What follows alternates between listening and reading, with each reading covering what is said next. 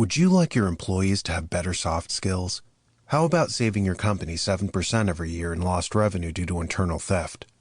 The answer is, of course, ethics training. Actionable Ethics and a Practical Guide to ESG is a pragmatic primer to instituting ethics in the workplace. Unlike other area and abstract books which address themselves solely to the frontal lobe, in what neurophysiologists call the part of the brain dedicated to executive function, Actionable Ethics shows how it's really the back of the brain and the basal ganglia where habits are formed, where ethics take root. Aristotle says that excellence is not an act, but a habit. Cicero likewise defined ethics as creating good habits and molding a second nature, a phrase we still use today. How can modern technology play a role in habit formation? And how can businesses and institutions use these methods to craft a more moral climate in the workplace? Read Actionable Ethics to find out. Also read it to understand the growing movement of ESG and how creating a better reputational footprint through ethics can make your company more investable. Sample. The business world is naturally concerned with ethics. According to economist Alexander Wagner of the University of Zurich, 1 out of 7 companies operating today engages in systematically fraudulent behavior. His data indicate that this costs shareholders and consumers an estimated $380 billion a year in the United States. There's a cost to companies as well. As Wagner reminds us, reputation is very important to future business. Quote, we find, for example, at the University of Zurich that Swiss banks who get caught up in media in the context of tax evasion or tax fraud have bad media coverage. They lose net new money in the future and therefore make lower profits. That's a very powerful reputational force. End quote. A company's brand is just another name for its reputation. Damage the reputation and you destroy the brand. According to a study, Gibson, Sohn, Tanner, and Wagner 2017, quote, investors prefer to invest with companies whose CEOs are perceived as honest, and the market believes companies more when managers in the past have not engaged in earnings management. End quote. Clearly, the abandonment of ethics has long-term effects on a company's viability.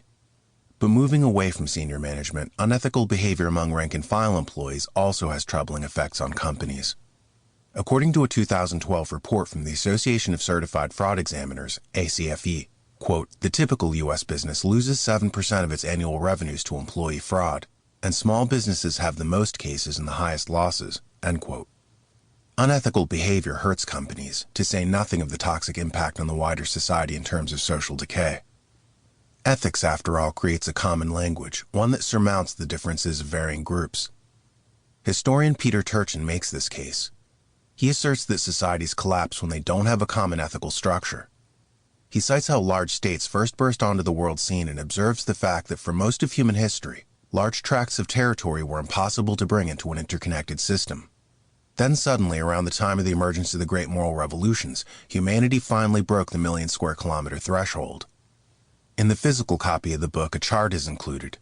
In it, you can see the x-axis, which represents time starting in the 3rd millennium BC, and the y-axis, which plots the territorial extent of the largest cooperative systems, i.e. empires. The chart shows that the scale is logarithmic. In antiquity, empires had problems breaking through the threshold of 1 million square kilometers. And then, between 800 and 200 BC, suddenly there was a breakthrough, and the social scale of integration increased by an order of magnitude. This period starts with the Persian Empire, then the Roman Empire, the Han Chinese Empire, and so forth. Karl Jaspers calls this the Axial Age, the time when a number of world religions and philosophies sprang into being. The parallel emergence of large cooperation zones and new iconic belief systems, says Turchin, is no coincidence.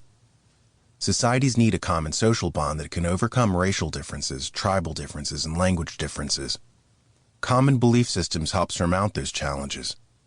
Turchin is quick to point out that it doesn't have to be a religion per se. For instance, the Romans had Stoic philosophy. Buddhism was an atheistic code that taught one how to live without the gods. So you can have a society that cooperates without mysticism. The main point is to have a common ethical code. Without this, large states break down.